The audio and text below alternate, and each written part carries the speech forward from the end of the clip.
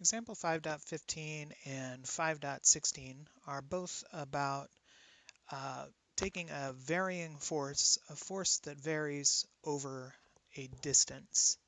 And we find that much as, well, we had an earlier chapter where we had trains that were moving with a certain velocity in a certain amount of time. And what we ended up doing was we calculated miles per hour on this side, and then maybe 50-second chunks on this side. And we found that the box in this region had a area. Well, this might not be exactly what we had. I'll take 10 miles per hour times 60 seconds, 60 seconds times 10 miles per hour, and use a conversion factor, and you get 1/6 of a mile. So the area under the velocity versus time curve gives you a distance. The same thing can happen with a force versus x curve. That force times distance, the area under the curve, gives you a unit of work, or joule. I've already done some previous problems in using this method, so I'm not going to worry about it right here. There is something that I'm kind of curious about, something that I've noticed, that work equals f of x times delta x seems to work finding an area under the curve. X equals v of t delta t, as the velocity changes over time. That seems to work really well. Power equals force times velocity, though. This one doesn't work so well, because the force wasn't really a function of the velocity.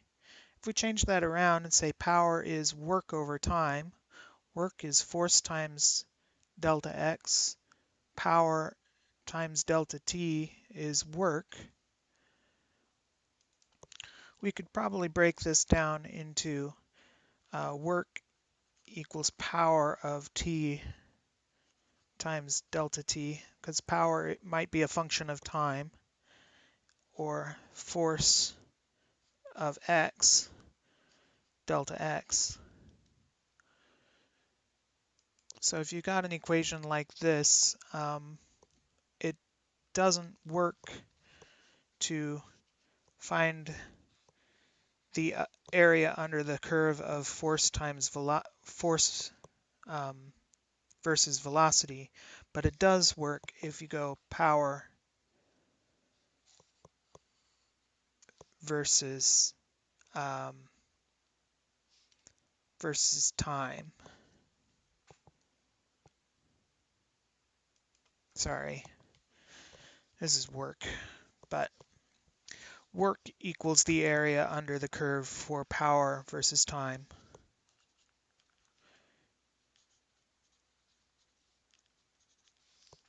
Work also is the area under the force versus distance curve.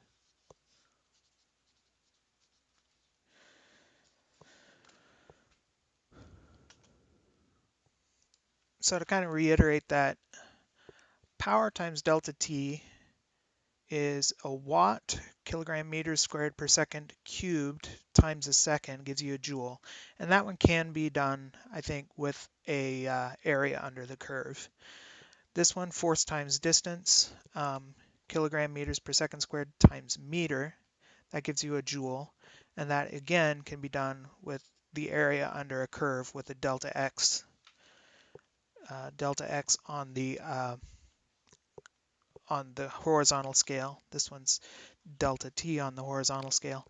Velocity times time, meters per second times second, is just meters. And again, this one has a delta t on the horizontal, on the underlying scale. This one, though, force times velocity, with velocity with a delta v on the horizontal scale, probably you're probably not gonna be able to do this one with an area under the curve.